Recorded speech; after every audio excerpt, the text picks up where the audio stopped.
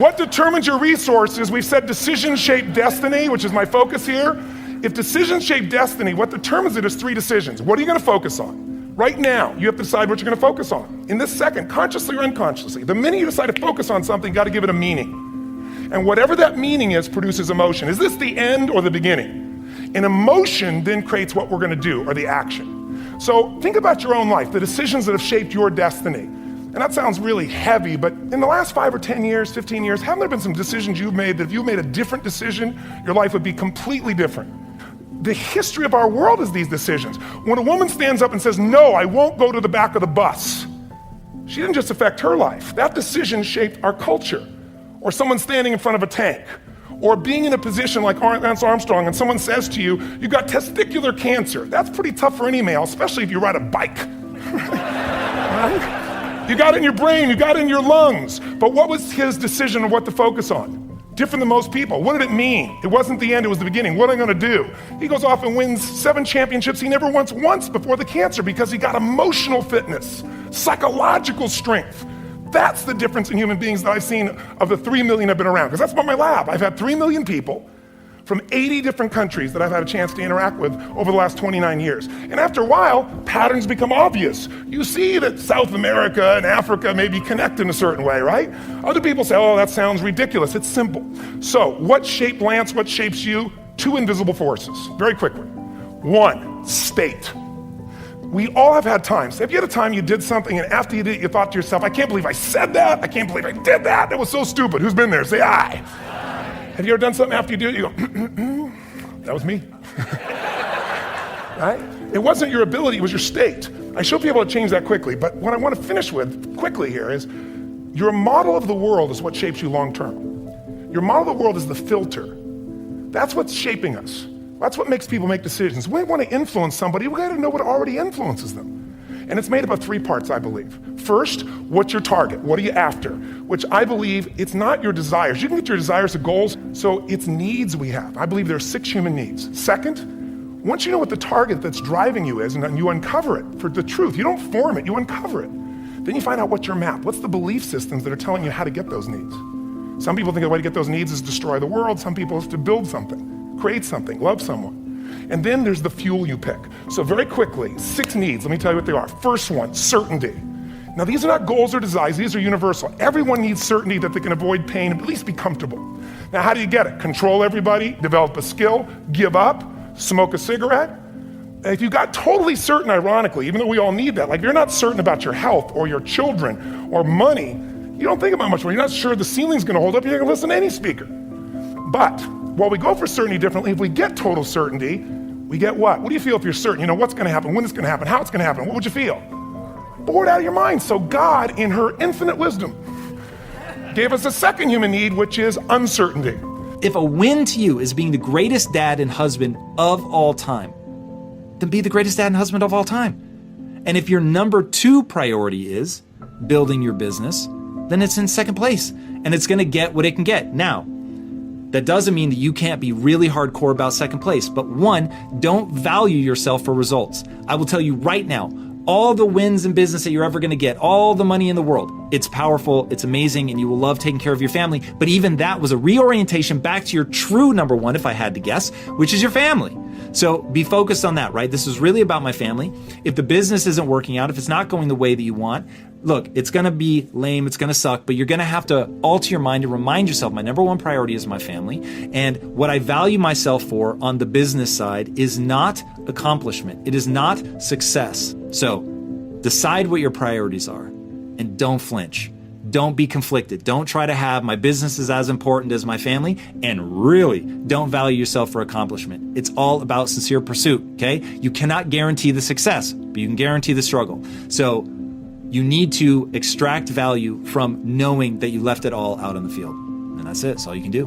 Greatness is about doing the things that are tragically boring and that you have to repeat over and over and over to get better at them in a deliberate way. You don't just want to repeat them blindly, but in a deliberate way, buckling down and doing the things like, for a musician, playing your scales, practicing your improvisation, practicing your cold reading, all of the things that are very easy to put off when you have a job and you're busy and you're making a living.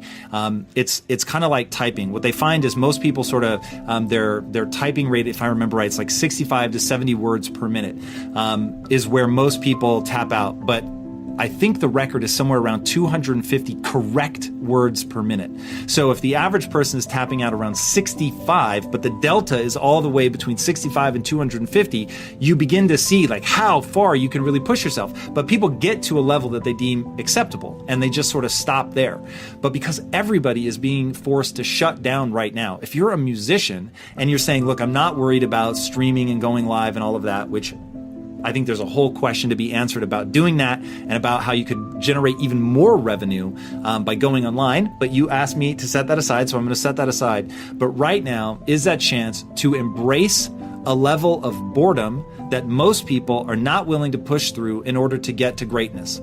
So in a business context, I always tell people boredom kills more entrepreneurs than anything. It kills more entrepreneurs than fear. Most people, they just can't slog through sucking at something and sitting in the discomfort that you get from doing the things that you're not good at long enough to get good at even those things so that you can truly go out and create art. Because I don't think you can create real art until you've mastered the basics to the point where, as Bruce Lee said, you don't think kick, you just kick. And I love that quote. And there's another Bruce Lee idea, which is, I don't fear the man who knows 10,000 kicks. I don't fear the man that does 10,000 kicks one time. I fear the man that does one kick 10,000 times. And that is this moment. And if you can take this downtime and let go of how good it feels to perform, I have to imagine a big part of the reason you got into this and that you did all of the work when you were younger to get good is because you love performing so much. But right now, that's basically off the table.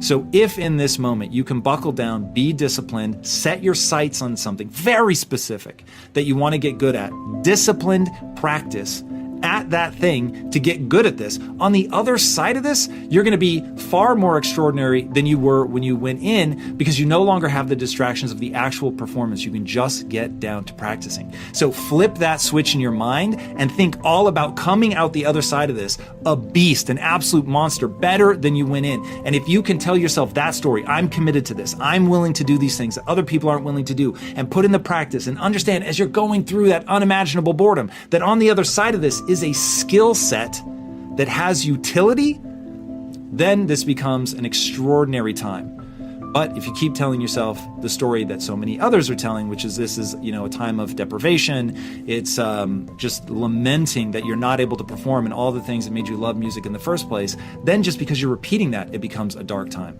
Focus on the other side and you will get through this amazingly. Google success, see if you get it. Google exposure, see if you get it. You have to be exposed to certain things in order for you to know it. And success is hard. If I try to get my millennials to understand, it take a long time to make a lot of money. Daddy, you making money, I'm 61. It take a long time to make a lot of money. You can't just go make money because you got Google.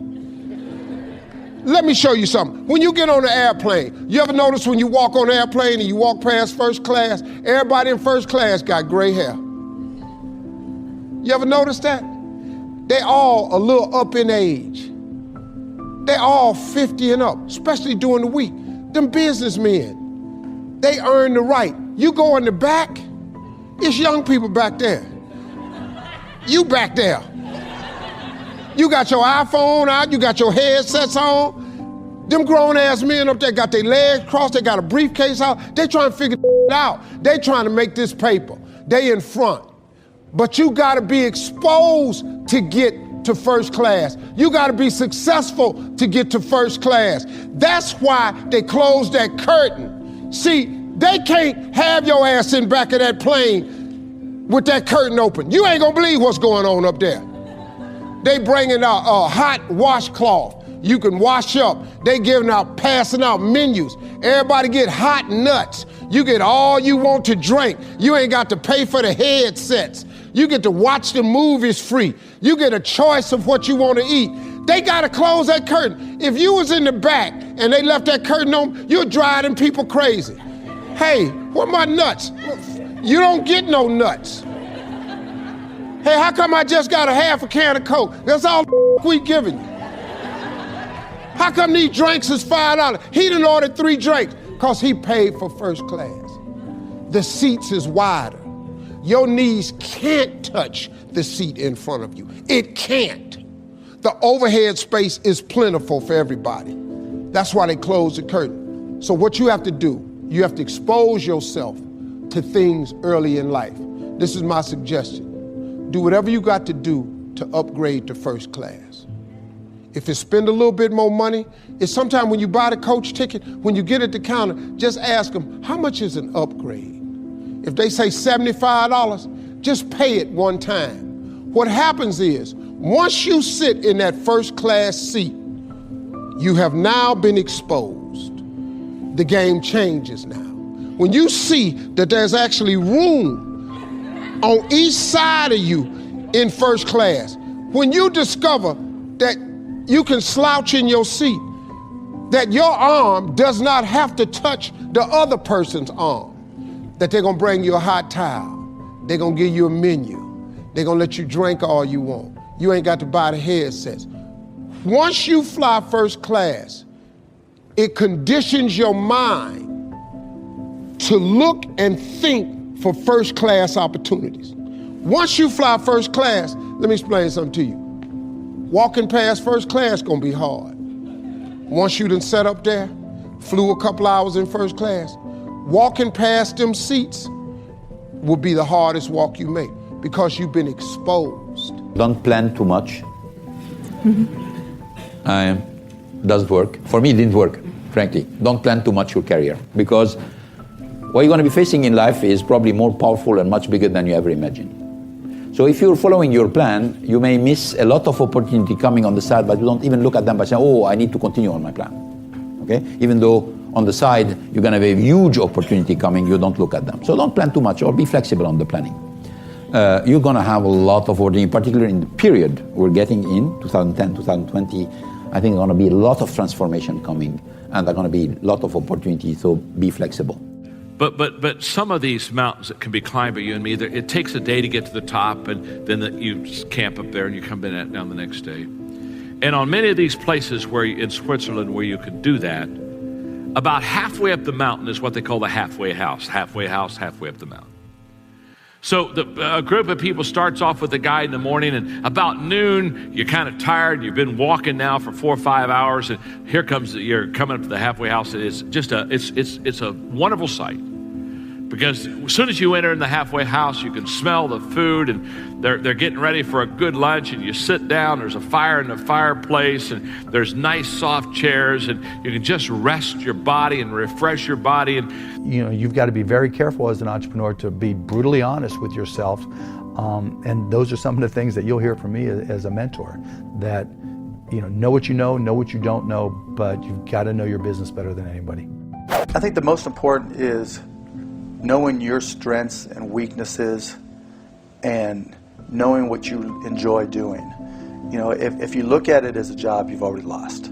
It's not going to be your passion, and you're going to count the hours. If you look at it as something you love to do, and then you know what your strengths are, then you can leverage those strengths in your business and in helping others. And once you recognize your weaknesses, then you can work with people that complement you. I mean, every one of my businesses, I've had a partner who's very anal. Martin Woodall, Todd Wagner, I mean, incredibly anal people, perfectionists, because I'm a slob. I'm a big picture, think about what's around the corner, how's technology going to change things, how can I change, this industry, and, making sure that there's somebody there to dot the I's, cross the T's, and keep me in the baselines.